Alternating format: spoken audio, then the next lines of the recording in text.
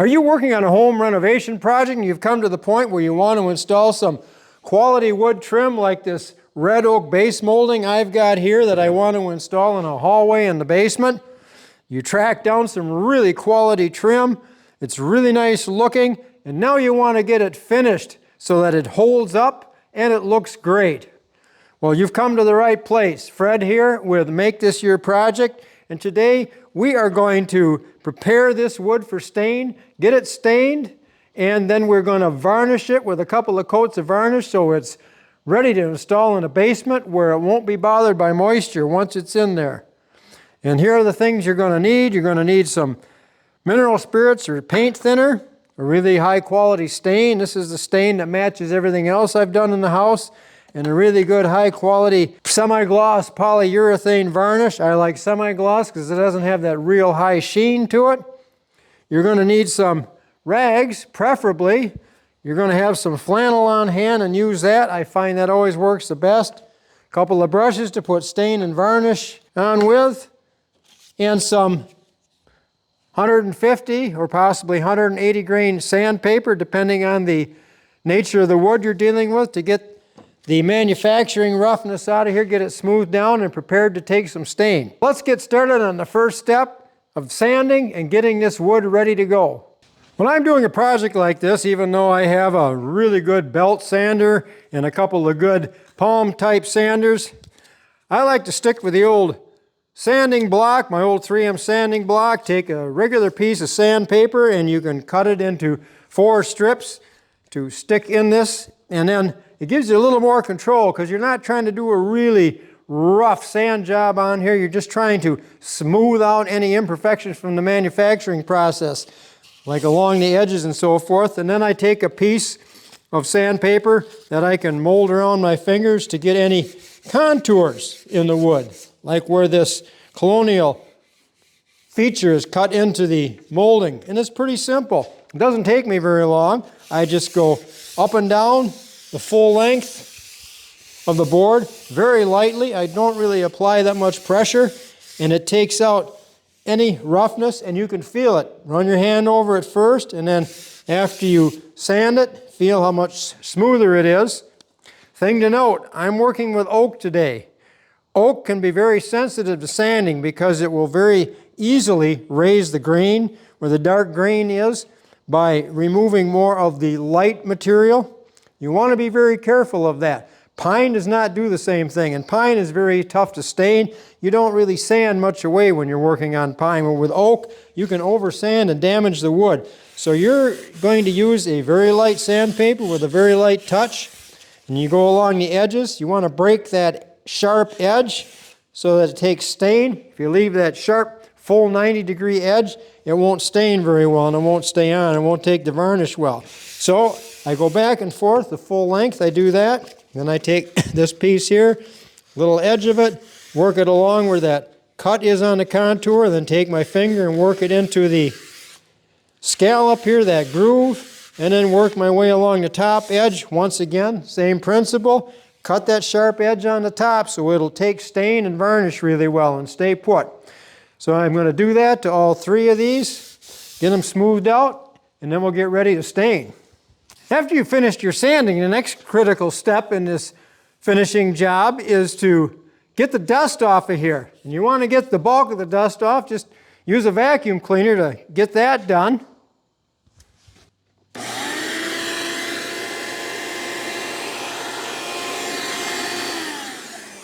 And be sure and vacuum off the rails on a sawhorse or anything you're using to hold this up while you're doing the staining and varnishing. And this vacuuming step you will do between each sanding. You'll do a little sanding after the first varnish coat, and then you'll sand again, and every time you do that, you want to be sure and get this dust off. While the vacuum does get the bulk of the loose dust off of here, it doesn't get it all. And that's where one of the rags you have, a clean rag, comes in handy, along with just a little touch of mineral spirits to dampen it. This takes the place of some of these tack claws you can buy. They're tacky, and then they're used for this purpose to take it off. Well, I found I have just as much success by dampening a rag with a little bit of mineral spirits and then just going one direction. You don't want to move the dust back and forth on the wood. You just want to go across and work it off the end. And you probably can't see it here, but there's just a light haze of dust on this cloth. I'm going to go ahead and get the other two wiped down, and we'll go on to the next step. Now I've got my vinyl gloves on. That's critical. I didn't always wear those when I was younger, and then you'd have stain or crap on your hands for days. It's just a lot easier to get some vinyl gloves and put them on. I've got the stain mixed up. It has been sitting on the shelf for a while, so I had to be sure and get the stain all mixed back together, get it up off the bottom to get the full color. I've got that done now, so I've got just a medium width foam brush here. I'm going to pick up some stain out of the container and work it across. I'm staining with the grain.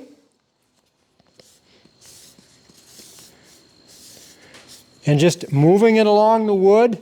Again, there is no reason to go back and forth when you're doing this operation. You just want to get a wet spot of stain and just keep it moving down. No sense of wasting it. You don't want it on too heavily because it's just that much more to wipe off. Of course, it all depends on how dark you want this stain. One coat of this stain gives me the color I'm looking for on this wood. And then go back, catch that cutout area that makes the feature for the colonial trim. Be sure and get the top really well. You don't want to suddenly find yourself with an unstained spot up there. And where I just went across the sawhorse, I don't care how dirty they get. They have been through a lot. Matter of fact, this is a pair of sawhorses that I picked up off the curb somebody had thrown out when I lived in Milwaukee. And that was over 40 years ago, and they have served me well. Go back, use an eagle eye, make sure you didn't miss anything on that feature cut. And I also like to just make sure I've got some stain along the bottom of the trim piece. This prevents any chance of finding you've missed a little section. Note also, when you do this, do it in a well-ventilated area. It's very critical that you do that. It's October 1st here, but it is 74 degrees in the shed today. I've got the doors wide open, very comfortable. Next step is to even out the stain. That's where another one of these rags comes in. So I'm going to start down on the other end. You can't quite see it, but I'm going to pick up some stain, and I'm just going to pull and then work in a circular motion. I'm going to be picking some stain back up, off from the wood. You certainly don't want to get it all back off from there. And I'm probably moving too fast right now because I should have let this other end sit a little bit longer than I did, because the longer it sits, the more the stain penetrates and the darker the finish you're going to get. But I'm moving this piece along just for sake of illustration. You can see I've picked up some stain, but by working my way along, I have made sure that it is distributed evenly on the wood and into the grain. And tomorrow we'll come back, the weather's supposed to be nice, and we'll start varnishing this trim. Stain has dried overnight. The directions call for it to set up for about 10 hours, depending on temperature and humidity. Humidity was pretty low, but it's pretty cool up here. I just opened the shed up. It's the same outside as it is in the shed, just around 62, 63 degrees. It's a little on the cool side, but it's warm enough to get started. So we want to get these varnished early in the day. It takes about 4 to 6 hours for the varnish to set up enough to sand it again and put the second coat on. Now I want to get a head start, work on some other projects today, and come back and get this done so it dries overnight. And it'll be about 24 hours then to really set up so we can get at working with this wood, getting it cut so we can start installing this base molding in that hallway. First thing I want to do is, after I've stained it, it's going to have a little bit of a roughness to it, some residue. I just use steel wool. It's probably a medium grade steel wool, and you can just very lightly go over the surface that you've stained, and that will knock down any residue, loosen it up. Takes a little longer with fine, and you don't really need fine steel wool for this step. There, it's nice and smooth, because when you're varnishing, you want absolutely no roughness to the surface whatsoever. So I'm going to go ahead and get these other two pieces, and then like we did preparation for staining, I'm going to vacuum these. I'm going to take that cloth dampened with a little mineral spirits and get any dust off from here, and we'll go ahead and start varnishing. We're ready to do some varnishing. I'm using a clear semi-gloss. I also have used satin in the past, which is not quite as shiny as this. I don't like gloss, it's just too shiny. So I'm going to work with the semi-gloss here. It gives me pretty much the finish I want to see. What I always use is a foam brush. Now you can use a varnish grade bristle brush. I've always had more success using a good quality foam brush. You can get some cheaper ones, pretty coarse. This is a pretty fine foam on here, works really well. And then I opened the can, and because it has been sitting for a while as well, I went to the process of carefully stirring this up and getting the material worked back into the varnish that sits on the bottom that gives it the semi-gloss, satiny look that you want to see. And if you're going to do a lot of varnishing, you'll have to stop periodically, take your stir stick, and work that back up again. You want to keep that particulate worked up into the solution here. So let's get some varnish put on this trim. Get a fair amount on the brush, and we want to start on the end. I like to just first off go across, get the end cap here, and then work my way up the base. The reason I like to get varnish on the base is it helps prevent any moisture coming up from the floor. Not a problem in the house where you're up against carpet, but where I'm putting this in the basement, even though it's tiled, you're still going to experience more moisture. Keeps the moisture from wicking up into the wood. Now, with that done, we can start varnishing the main top surface. Again, just like when you're cleaning or when you're staining, you go in one direction, especially with varnish, because if you start going in two directions, you're going to start taking the material that takes the shine off. You're going to work that back and forth, and you're going to end up with spots that are satiny and spots that are shiny. So you want to be careful how much varnish you're getting on here, and then work your way in one direction only to get a good, smooth, even coat. Now you can go back just to make sure you haven't missed a spot, but continue going in one direction.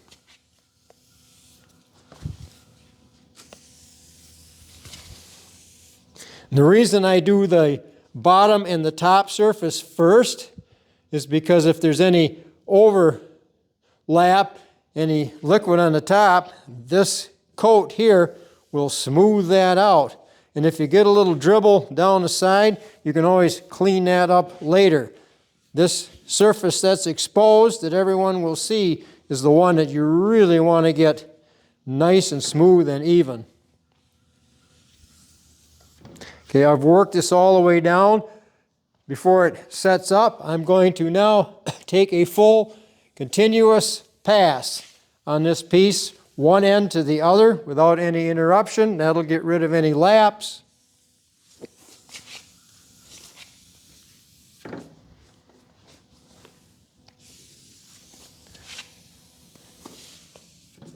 And there's one coat of varnish. All three pieces have been varnished. And another point to make here is that this first coat is more of a coat to get the wood all sealed. It's not going to look perfect. That's why you do a second coat. That's the money coat. That's the one that makes everything look great. But you still want to get this on evenly. And once you get it on and you make those couple of long passes, leave it. Leave it alone, because your varnish is already starting to set and you're going to end up with splotchy areas and it's just not going to look right. So you got to keep moving. Get that varnish on, get it smoothed out, walk away, let it dry. Now this area is not going to be particularly dusty today. I'll probably pull the door down so the wind's not blowing the dust in here. And that's something else you want to bear in mind. You don't want to get dust stuck in that wet varnish, at least initially. Later on, I can open the door to get some good drying once the dust won't stick to it. Another little tip, you want to use this brush later for your second coat and keep it from drying out. I just take an old Ziploc sandwich bag, put the brush in there, push some of the air out, seal it up, and this is going to go sit in the refrigerator. That'll keep that varnish soft and liquid, and I can come back later and do my second coat with this same brush rather than have to pitch this right away and start out with another brand new brush. The varnish has dried overnight. I got involved with a different project yesterday and didn't have time to get up here and finish it. That's fine. Now I know the varnish is good and dry. Plus I'm varnishing another item over here, one of these barn quilts that we're going to put up on the end of the shed. And that did need to dry overnight, so I'm going to take care of all of this morning. It's about 74 degrees at 9:20 in the morning on October 3rd. Unbelievable weather, a high of 87 expected today. We had the same thing a year ago, I know, because I was scrambling to finish the front deck on the house, thinking at any time the weather could turn cold, and I ended up with another good week and a half of good weather to get all of the decking down on the deck. Very, very warm weather we're having in the last couple of years. At any rate, this is varnished, and as I run my hand on it, the surface is just a little rough, and you don't want that. You want a glassy, smooth surface. That varnish has sealed the wood. So again, I'm just going to take steel wool. I've never had much success sanding because the sandpaper gums up immediately when you start doing this. You end up trying to clean off the sandpaper or keep changing sandpaper. Just rubbing this medium grade steel wool on here stays clean, and it takes all of those what I call little nibs off of here. So for a good smooth surface. So I'll go ahead and get that done, vacuum this off, and clean the dust off with the rag dampened with mineral spirits, and we'll come back and put our second coat of varnish on. Rescued my foam brush, our refrigerator. It's perfect shape, soft, ready to go. Still got some varnish in it.